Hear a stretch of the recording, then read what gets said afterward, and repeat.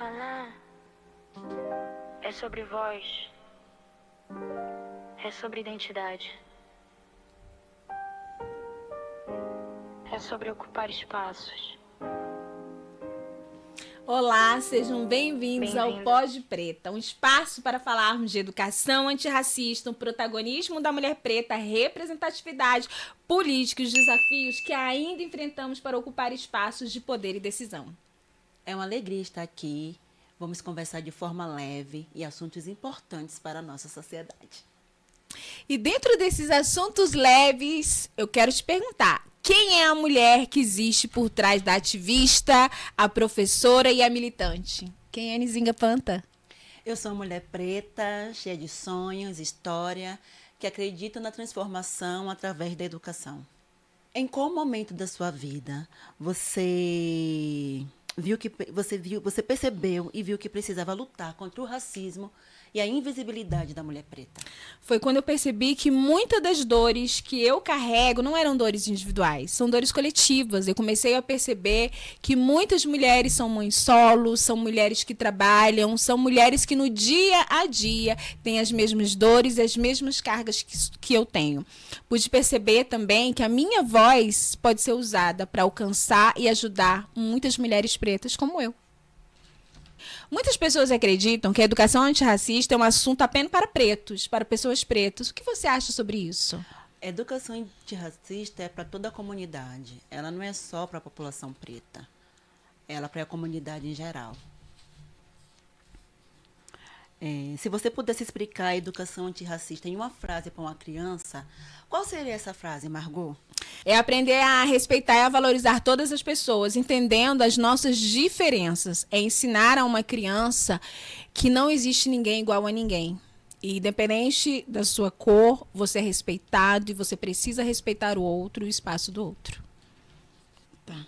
Nizinga, qual é o papel da escola na construção de uma sociedade mais justa? A escola tem o poder de formar cidadãos, transformar e reconhecer as injustiças, repará-las e transformá-las. Você acha, vou quebrar o protocolo aqui, pode? Quando a gente fala que a escola tem esse poder de transformar, podemos pensar que essa escola atual, essa escola convencional, está atingindo as nossas crianças no que diz em relação à educação antirracista? Eu digo isso porque eu ando por diversas escolas, dando palestra, formação a professores, e ainda hoje eu vejo uma escola muito engessada quando se diz respeito à educação antirracista. Eu vejo que ainda hoje só se fala de educação antirracista somente em novembro. Eu acho que está na hora da gente quebrar isso, porque educação racista tem que ser do início do ano até o final do ano. Então, acho que as escolas não estão preparadas para esses assuntos. Até porque os professores não se importam por esses assuntos. Não é um assunto que é importante para eles. É um assunto que é importante para mim, que sou uma professora preta. Para o meu amigo, que é um professor branco, não é importante para ele. Então, para ele é necessário trabalhar 20 de novembro, só em 20 de novembro. Para mim é necessário trabalhar no começo do ano até o final do ano. E quando você fala que não é interessante para o professor, eu também penso dessa forma. Eu vejo que o professor é um descaso muito grande com a conscientização. E é muito complicado a gente exigir de uma escola que ela fale de uma educação antirracista se os seus profissionais, se os seus professores não entendem nada sobre uma educação antirracista. Esse ano, acho que é um dos poucos anos que eu vi as escolas trabalhando sobre o dia 25 de maio, o Dia da África. Não me foi ensinado isso quando criança, esse dia. E eu, em conversa com alguns professores, conversa de corredor, muitos falaram assim: existe essa data?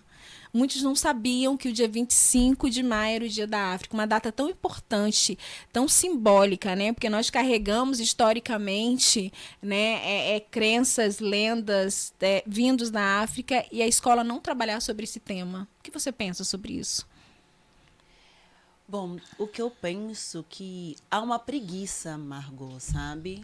Do corpo docente hoje em pesquisar, em estudar, em se aprofundar.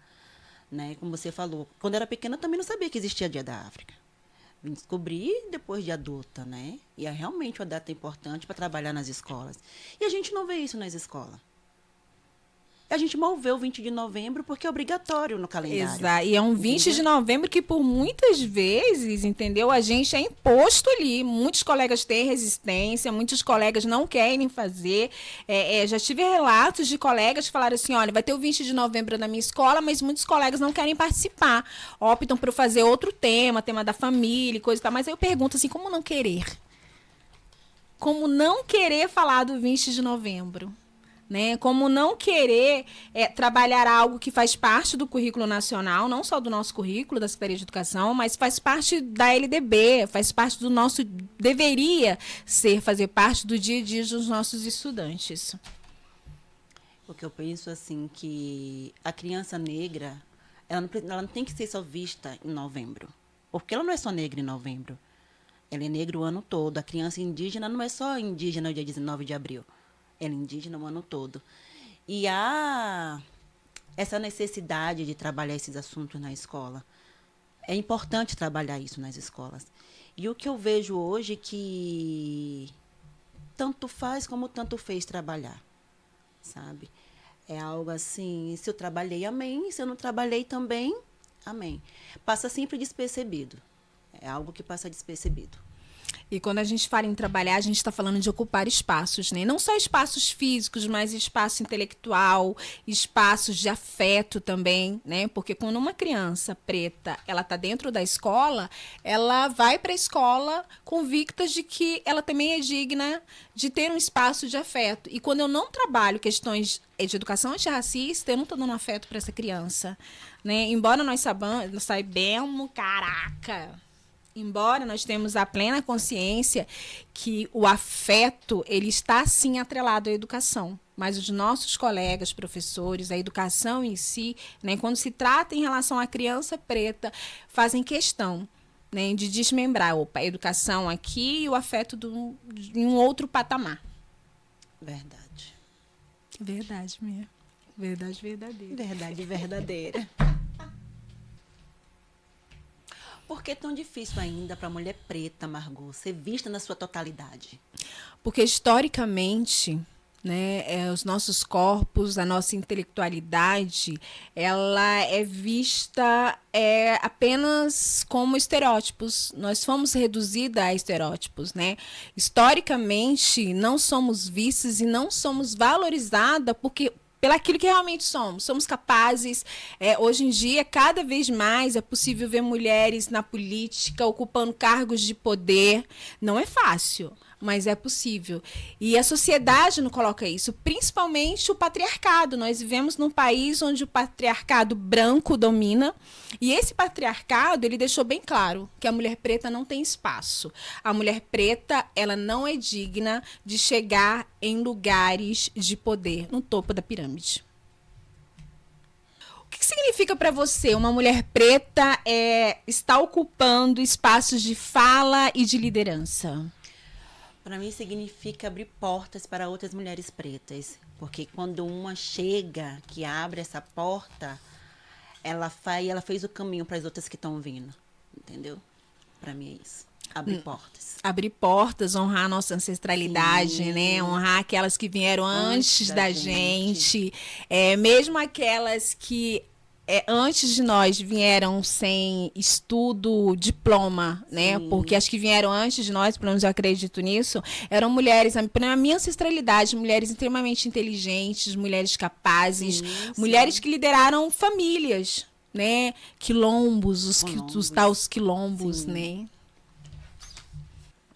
Qual é a maior mentira que a sociedade conta sobre as mulheres pretas? Ai, qual a maior mentira? Que somos fortes o tempo inteiro, né? E nós somos. A verdade é que também sentimos medo, sentimos tristezas, cansaço e, principalmente, precisamos a todo tempo de acolhimento. Esse acolhimento, esse lugar de afeto que nos é negado diariamente, né? Mais uma vez, vivemos num país onde, historicamente, né, o estereótipo da mulher preta, aquela mulher corajosa, é muito valorizada. E a mulher sensível, a mulher capaz, a mulher preta capaz foi deixada de lado. Por que falar de política é tão importante para a população negra?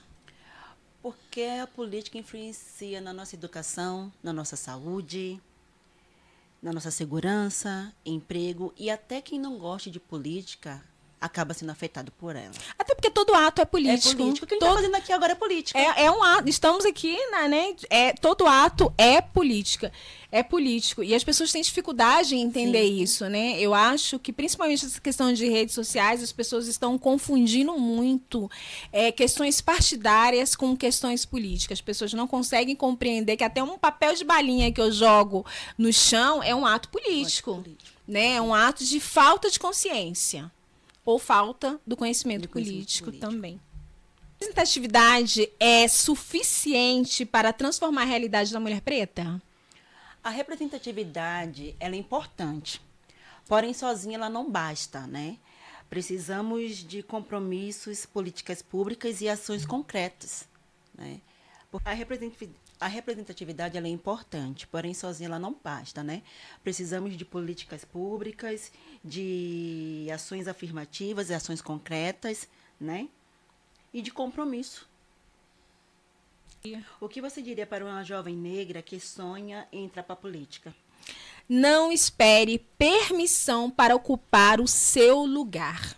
Não espere permissão. Não podemos esperar que essa permissão, essa tão sonhada permissão, é um direito nosso. Nós temos o direito de ocupar todos os espaços. Todos os espaços.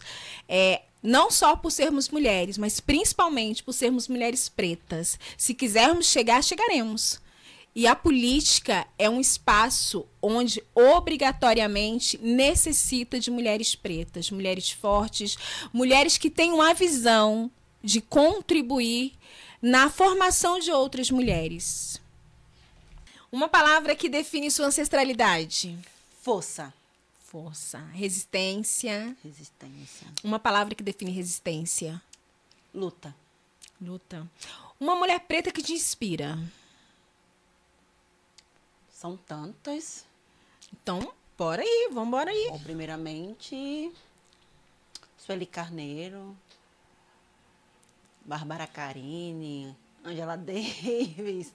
São muitas, muitas, muitas mesmo. O que você tem para me falar sobre a sua ancestralidade na questão do seu conhecimento, do seu desenvolvimento, da sua formação como uma mulher forte que hoje está aqui? Então, o que eu tenho para falar, eu devo tudo que eu sou hoje, primeiramente, à minha avó, Iodete da Silva, e ao meu pai, Júlio Romário, porque se não fosse eles, eu não seria essa mulher preta, resistente, forte que eu sou hoje. Quando eu falo forte, não é questão de aguentar as coisas, mas forte de saber lidar com as coisas. Até porque a sociedade nos diz que somos fortes o tempo tempo inteiro e é todo. mentira. E é E quando a mentira, gente sim. aceita isso, a gente acaba Sim.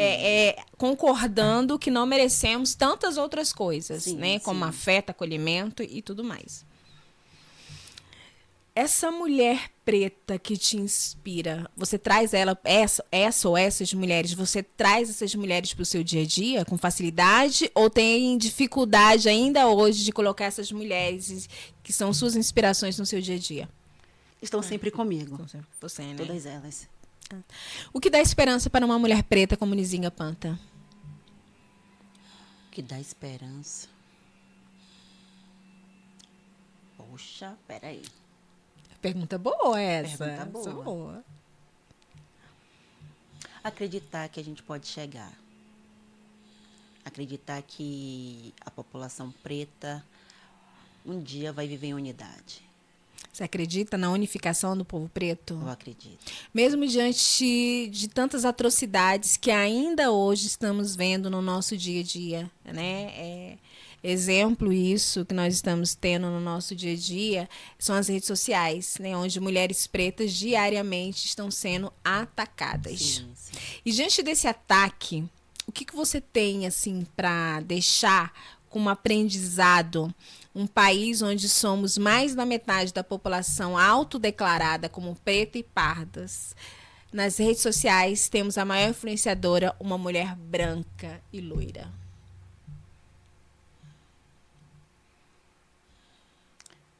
Podemos chegar, que a gente não deve parar de resistir, que a gente não deve parar de lutar. que a gente tem que continuar. A gente não virou comida de tubarão, então a gente tem que continuar. Não viramos ainda, né? Não viramos. E vamos, vai dar certo, tem que dar certo, né? Para nossa juventude, o que você fala para nossa juventude preta, principalmente para as nossas meninas pretas, né? Mesmo nos dias de hoje, muita coisa mudou, muita coisa boa, né? Mas o que você tem que falar para essas meninas pretas que ainda são inseguras em diversas áreas, pelo simples fato de serem pretas? Primeiramente, eu falo para ela que os estudos, acima de tudo, é importante, que eles te levam a um patamar de conhecimento que ninguém pode tirar de você, né? Que não deixem de sonhar, porque os sonhos viram realidade. Eu nunca imaginei que eu seria professora, sou uma professora hoje.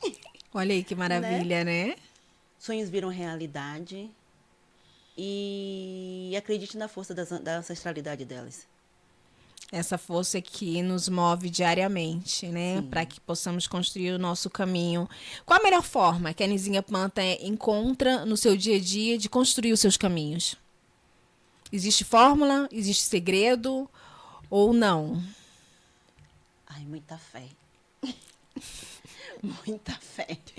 A esperança, né? Que nós Esperança, falamos, né? O que te dá esperança, né? A tal esperança.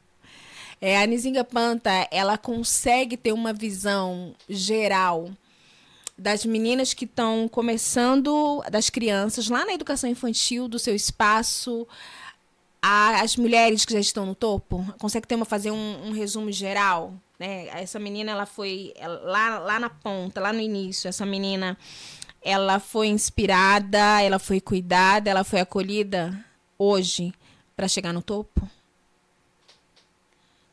Olha, tá difícil isso, mas no que depender de mim e as crianças que passarem pela minha mão, eu vou fazer o possível para ela chegar no topo. Legal. Eu estava lembrando agora você falando, né? Eu lembrei de uma conversa que nós tivemos lá atrás, há muito tempo atrás, que eu estava falando sobre a questão da invisibilidade, do acolhimento das meninas pretas. E você me trouxe uma coisa que até hoje eu nunca esqueci. Você falou assim, olha, a mulher preta, ela é esquecida, ela é invisibilizada, ainda na educação infantil, na rodinha, lembra que você me falou? Sim. Na rodinha dos coleguinhas. Explica aí pra gente. Na verdade é que a solidão da mulher preta, né, da criança preta, ela começa na educação infantil. De que Por quê? forma? Quando ela tem a rodinha, ninguém quer dar a mão para ela fica de canto. Aí vem para a pré-adolescência, quando já está naquela fase do namoro, ela é a última a ser escolhida. Quando é escolhida. Quando é escolhida. Muitas não são. Muitas não são. Na fase adulta, parece que piora tudo. Ladeira abaixo. Ladeira abaixo, total. Mas você não acha que na fase adulta, muitas meninas, quando chegam na fase adulta, nos dias de hoje, estão ganhando mais empoderamento, estão mais confiança? Ou você acredita que ainda estamos naquelas meninas de antigamente, de uns 20, 30 anos atrás, ou as meninas de hoje estão mais empoderadas? As meninas hoje em dia estão mais empoderadas, né? Elas estão mais confiantes. Até a questão da representatividade, Sim, né? Porque antigamente não tinha e hoje em dia tem. Eu nunca vi tantas meninas assumindo os seus cabelos blacks, assim, assumindo as suas tranças. Tantas meninas usando uma maquiagem do jeito que elas escolherem, assumindo os seus corpos, né? Eu vejo que nos dias de hoje nunca foi tão potente a nossa juventude preta, principalmente as nossas meninas pretas. Ou não? Posso estar errada? Não, elas estão bastante empoderadas. Elas estão resistindo bem. Resistindo e se escolhendo. Se escolhendo. Estão se amando, né? Se amando. É o empoderamento, é a questão do empoderamento feminino mesmo. Eu vejo meninas hoje, outro dia eu passando na rua, uma menina linda, preta, maquiada, uma maquiagem forte, potente. Eu me lembro quando eu era adolescente, uma pessoa falou, eu gostava muito de batom vermelho, né? Uma pessoa falou pra mim assim, nossa, mas você não fica bem de batom vermelho. Vermelho não é pra preto. Uma coisa assim, como assim? Como assim que uma sociedade branca quer determinar a cor do batom que uma menina, uma adolescente preta pode usar, né? Antigamente, as meninas não usavam gloss, porque gloss só eram para as bocas rosada para a menina branca, né? Então, eu acho que a gente está caminhando aí para um grande progresso. Uma frase para as mulheres pretas. Uma frase. Algo de, sabe, da cabeceira, que fica ali todo dia, ela tem que olhar e falou, essa frase é para mim? Umbutu. Eu sou porque nós somos. Eu sou porque eu amo essa frase, realmente, eu sou porque nós somos, né? Eu sou pelas que vieram antes e eu sou porque é aquelas que estão chegando ainda. Que legado você gostaria de deixar para as próximas gerações?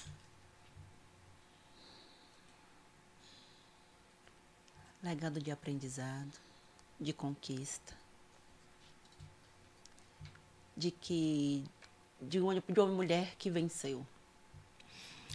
Que elas encontrem caminhos mais Sim. abertos, né? Porque nós tivemos coragem de abrir as portas, Sim. né? Acho que isso é legal. Qual foi a maior agressão que você já sofreu quanto mulher preta? Não precisa ser física, uma fala, um olhar, um posicionamento. Qual foi a maior agressão que você falou assim, epa, peraí, essa me feriu bastante? Nossa, tem tantas que eu já passei. Mais uma. Pode falar várias, porque a gente sofre agressão desde criança, desde né? criança. Até nos dias de hoje. Pô, dentro do elevador, eu me lembro que eu trabalhava na Câmara do Deputado. Tava no elevador, o elevador estava lotado. E aí tinha uma mulher branca do lado e toda vez que ela encostava perto de mim, Ela Ela limpava, limpava. meu Deus. ela limpava. Essa daí marcou bem. E uma coisa que eu via muito quando era pequena, que acho que reflete minha coisa hoje, né? É questão de... Minhas amigas sempre falam que eu sou cheirosa. E eu sempre ouvi quando era pequena que preto era fedendo, né? Aí eu falo assim, ah, Zinga, você é tão cheirosa. É porque eu ouvi muito quando era criança que preto era fedendo. Também cresci isso ouvindo que- isso, que o preto era fedido, né? Que o preto, quando chegava, o cheiro mudava. Mudava, é.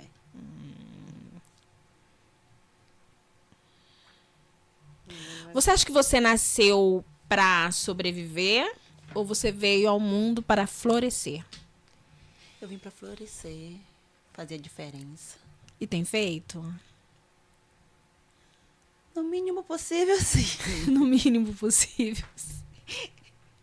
Eu tenho feito a diferença, sim.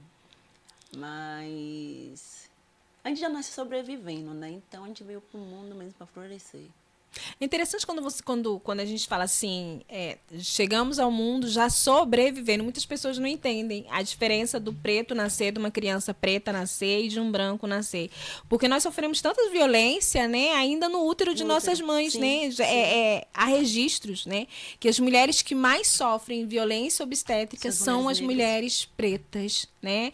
Primeiro que nós somos ditas como as mulheres fortes. Né? Então, de anestesia. não precisamos de anestesia. Não, peraí, deixa ela sentir um pouquinho mais as dores do parto, que ela aguenta. E quando essa criança, essa mulher, ela dá à luz, essa criança, até para levar ao banho, os primeiros cuidados ali após o nascimento, né? Opa, vamos botar esse bebezinho aqui, né? Porque tem uma mulher branca ao lado. Esse bebê precisa de mais cuidado. Então, assim, não nascemos para sobreviver. Nascemos para florescer. Pra florescer, sim. Isso aí. Então, Margot, uma palavra que define a sua ancestralidade. A minha ancestralidade? Mulheres. Uma mulher preta que te inspira. Eu não vou dizer uma só, porque eu tenho muitas, mas eu vou trazer algumas aqui que são extremamente fundamentais na minha vida. A primeira é a minha mãe, uma mulher preta, empregada doméstica, analfabeta, onde o sonho dela era escrever o nome dela, assinar o nome dela, porque ela só usava digital. Ela não sabia ler, escrever, não sabia assinar o seu nome.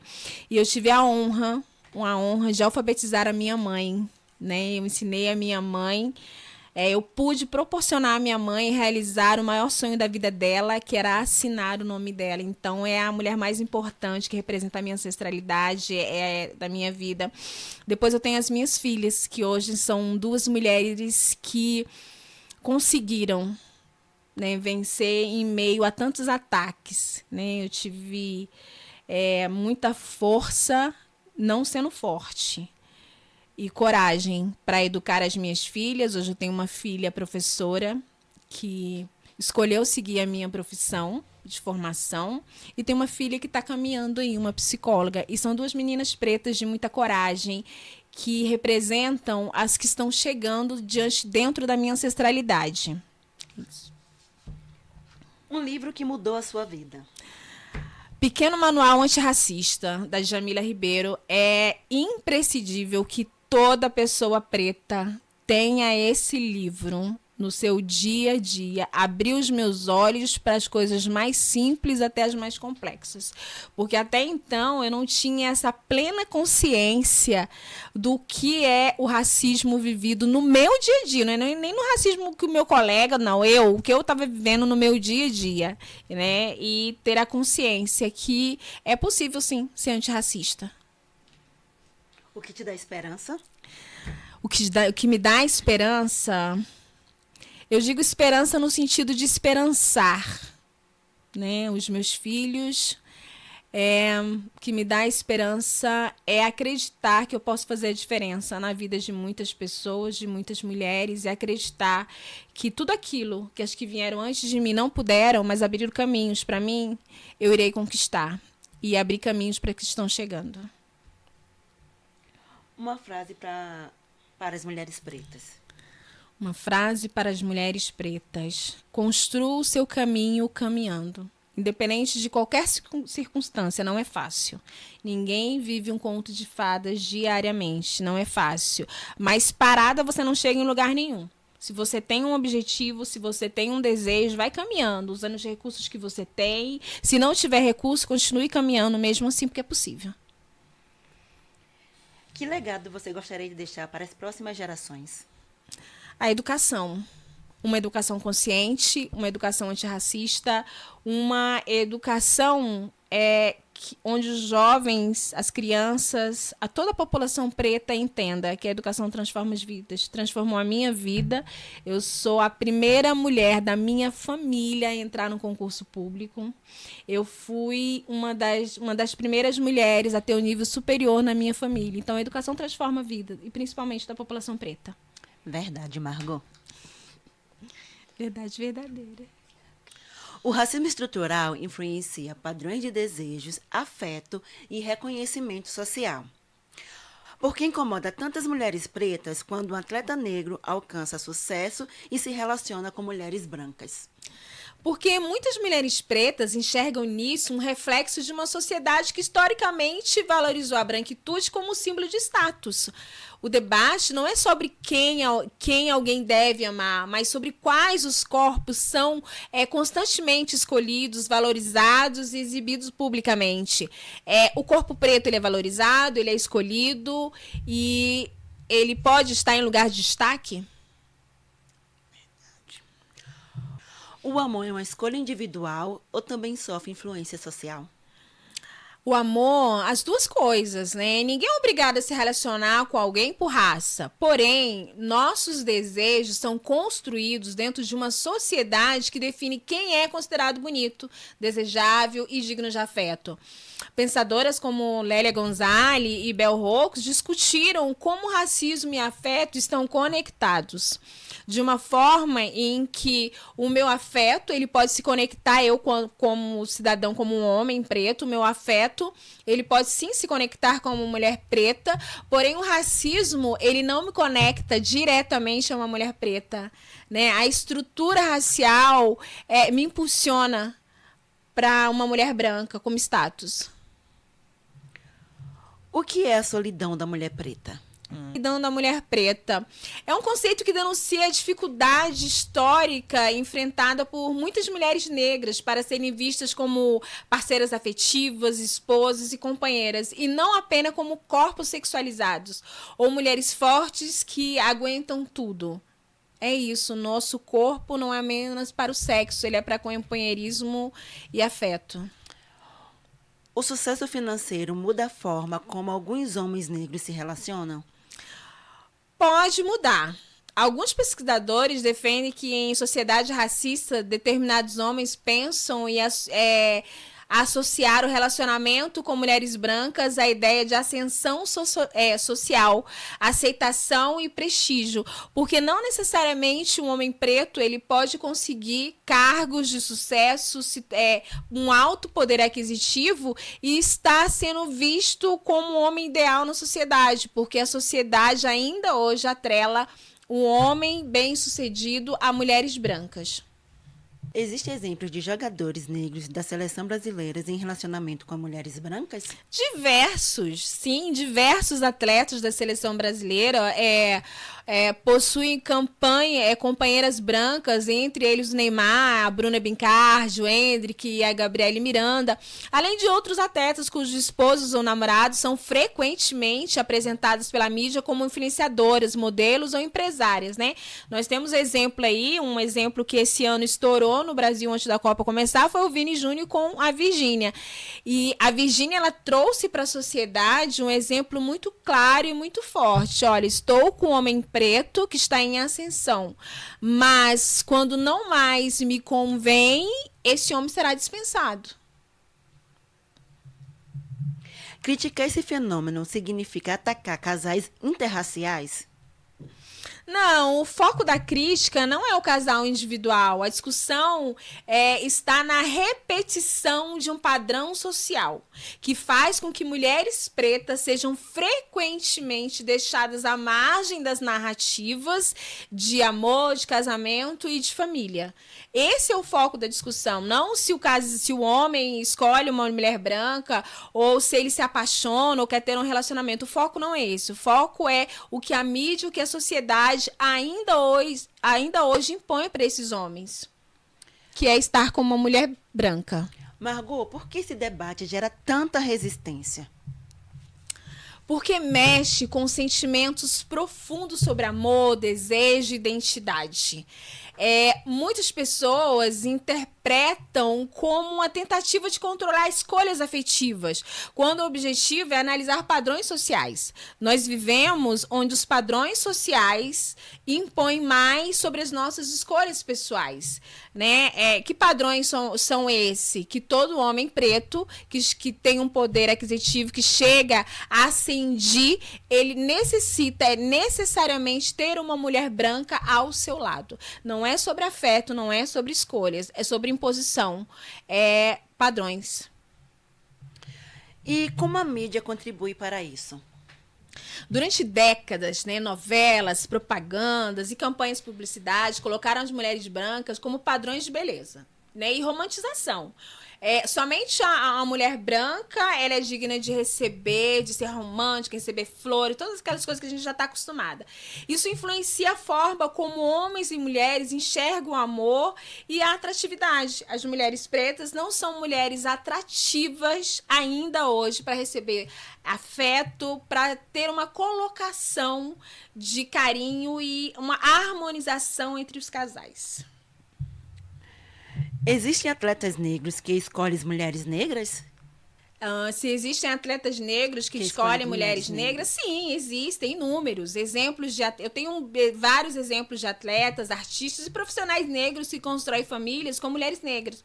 O problema não é a existência de relacionamentos interraciais, mas é a pouca visibilidade dada às mulheres negras como parceiras amorosas. Nós temos no Brasil diversos casais de artistas, por exemplo, Thaís Araújo, Lázaro Ramos e dentre outros, né, que estão juntos e mostram, sim, que existe uma beleza, que existe o cuidado, que existe afeto. É possível, sim. Qual deve ser o foco da luta das mulheres pretas? Acho que o principal foco não é disputar homens. Nós, mulheres pretas, não precisamos e não queremos disputar homem. É construir uma sociedade onde as mulheres pretas sejam reconhecidas como belas, inteligentes, desejáveis, respeitadas e dignas de amor em voz alta. O centro do debate é a valorização da mulher preta, não é a vigilância sobre quem cada pessoa escolhe amar. Nós não queremos escolher apenas por uma imposição. Nós devemos, queremos e merecemos ser escolhidas e escolhermos também.